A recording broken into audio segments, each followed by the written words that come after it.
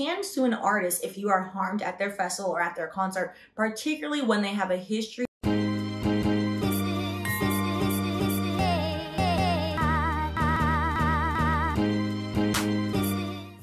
Welcome back to Wine and Chill, your home for all things entertainment law shenanigans. I'm Stephanie, your friendly neighborhood lawyer. Well, if you're new here, not your lawyer. Which brings me quickly to our disclaimer. By watching this video, you understand and acknowledge that this video is solely for entertainment purposes only, and you agree that you've read the full disclaimer down below in the description box. Today, we are sadly going to talk about the tragic events that happened at Astroworld. Specifically, there are now 14 lawsuits, so let's start from the beginning.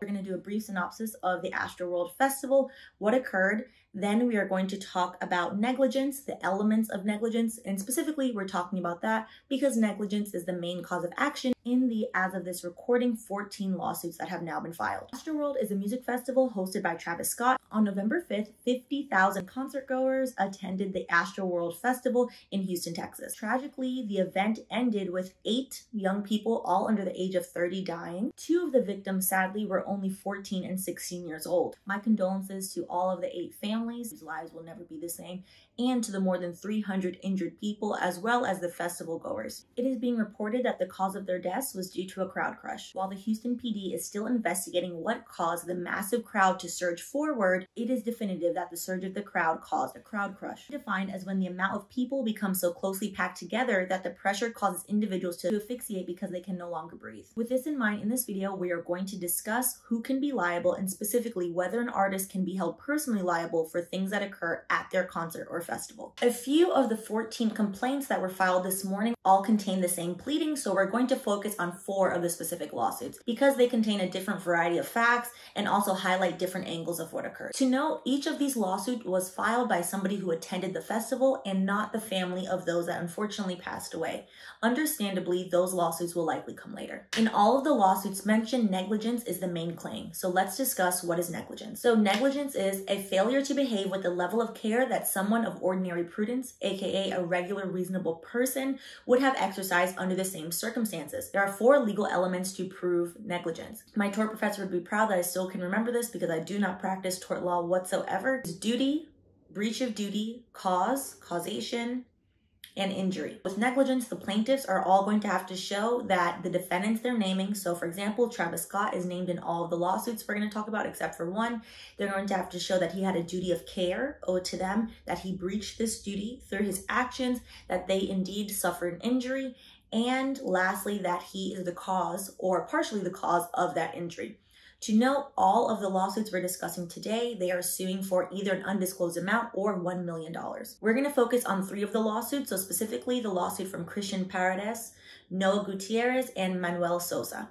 So let's get into the parties and who's being named as defendants because this varies between the 14 lawsuits. All of the current lawsuits list Live Nation as a defendant, all 14 of them. Live Nation, if you're not familiar, is an entertainment company that promotes, operates, and manages concerts and live events both in the US and abroad. Travis Scott is a named defendant in all of the lawsuits except for one. And then Drake is also named defendant in one of the lawsuits. Likely, to be honest, Drake is going to get dropped from that lawsuit.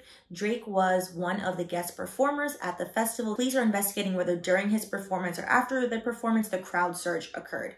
Likely Drake is going to get dropped because he doesn't have much control over the entire festival, whereas Travis Scott, this is his festival, his company is running it, etc. I think the attorney in that lawsuit included Drake, to be honest, just to get his client's lawsuit out there in front of the press, which is a good tactic, but most likely Drake will be dismissed. So speaking of defendants that are also going to get dismissed, most likely, there is one lawsuit in which all of the defendants include the majority of the entertainment media vendors, so Live Nation, ASM Global, Score More Management are all listed, as well as their executive. Most notably, Daryl Platt is a named defendant in the lawsuit filed by Manuel Sosa.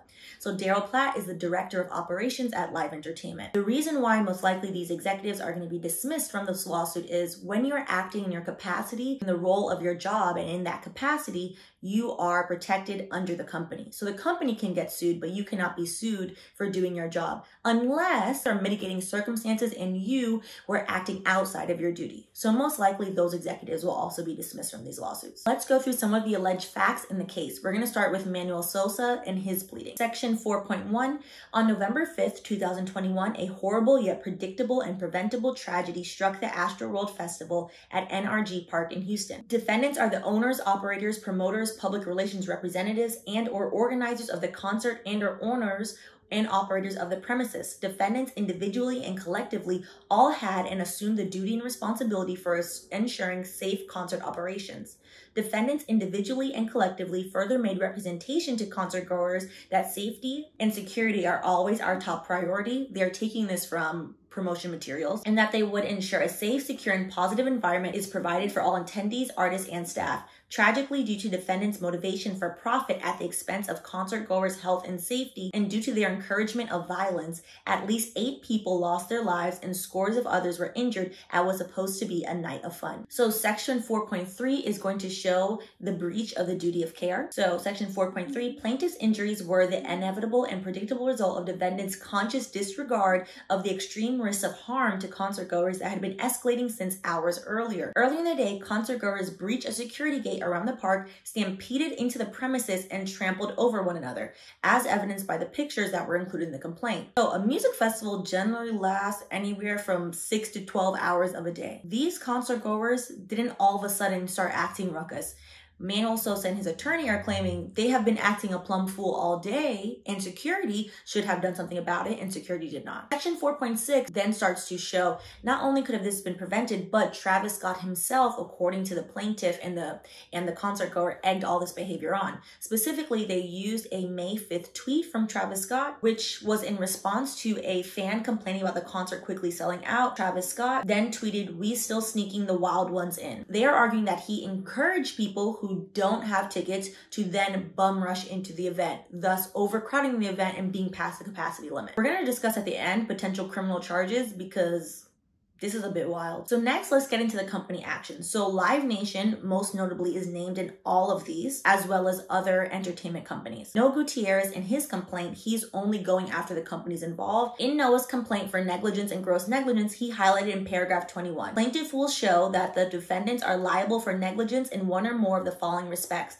and defendant owed a legal duty to plaintiff and breached their duty to defendant's actions or inactions, which include but are limited to. When you attend a concert, the people throwing the concert legally have to do these things for you.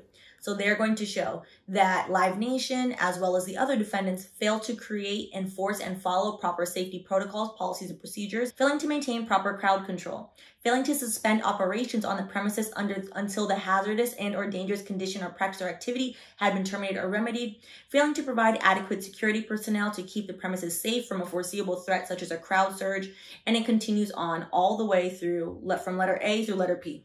And all these things are very easily to show because all of these videos are on Instagram, they're on TikTok, they're on YouTube, they are everywhere because we live in the age of social media. So discovery in this case, I think, will be a lot easier than discovery in other cases, because even if the defendants are unwilling to provide discovery and drag their feet, the plaintiffs and their attorneys can simply go on social media and get firsthand footage. What's further sad about this, in all of the lawsuits, you're going to see the plaintiffs alleging that, hey, this was preventable. And not only was this preventable, did y'all even follow any rules? So the Houston Chronicle, which is a newspaper organization in Houston, Texas, published the following article that I'll link below, to which they went through some of the 56-page event operations plan that the Astroworld organization was supposed to follow. In that article, they discuss whether or not any of it was actually followed. 100%, every single plaintiff in all of these cases, their attorneys are going to ask for a copy of this document. They're going to go over this document line by line and then cite every single time that there's a violation of the procedure. So according to the article, the plan for the Astroworld Festival said that the executive producer and the festival director had the ultimate authority to stop the show. In a dire emergency, the document said an incident command post would be established and the incident commander could order the power to be diverted from the show if lives were in immediate danger. This step was never taken, according to the Houston Chronicle. According to the Houston PD, and also stated in the article later on, the Houston PD declared a mass casualty event when they started to realize that multiple people were passing out, were asphyxiating, and multiple people at that point had died. According to the Houston PD, Travis Scott went on to play the concert for 37 more minutes.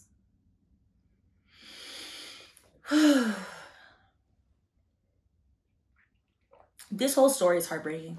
It's awful. The whole story is completely awful. There seem to be discrepancies with what the concert goers are saying, what the police are saying, what Travis Scott is saying, but the police department is agreeing that he did continue to play the show. So according to the Houston Chronicle and concert goers, the show finally ended at 10:15 p.m. According to the mayor of Houston, he's saying it ended 5 minutes earlier at 10:10 p.m. This is still significantly later than around 9:30 p.m. where everyone started to notice that there was a significant issue. To make sure that this is unbiased as possible, of course, the defendants in this case will bring up certain defenses. One of those being, when you are suing somebody for negligence, the defendants then are allowed to use a defense of contributory negligence. They are allowed to say, you, the plaintiff, did XYZ, which caused your harm or contributed to your harm. This would be shown through saying, hey, look at all of these young kids acting rowdy. Look at all of these young kids running around, running on top of the ambulance, doing all these things, causing commotion.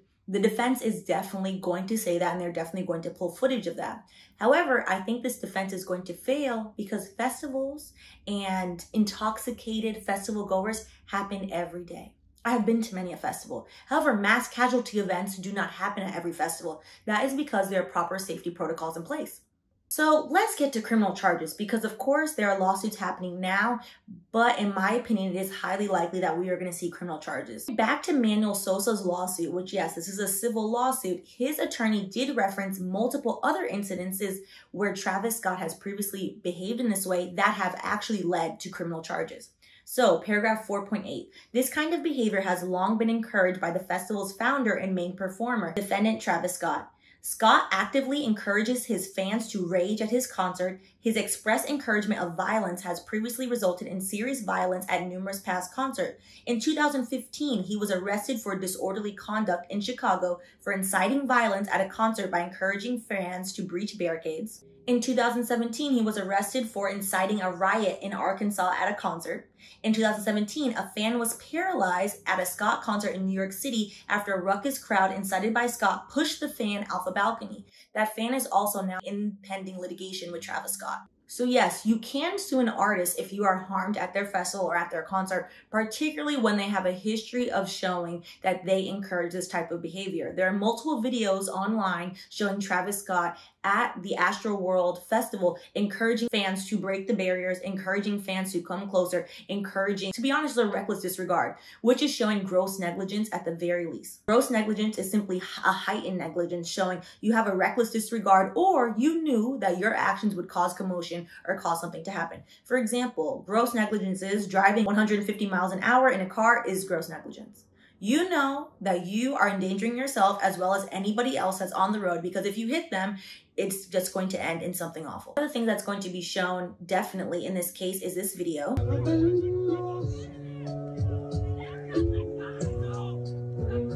This video is definitely going to be used as evidence in this case by all of the plaintiffs involved.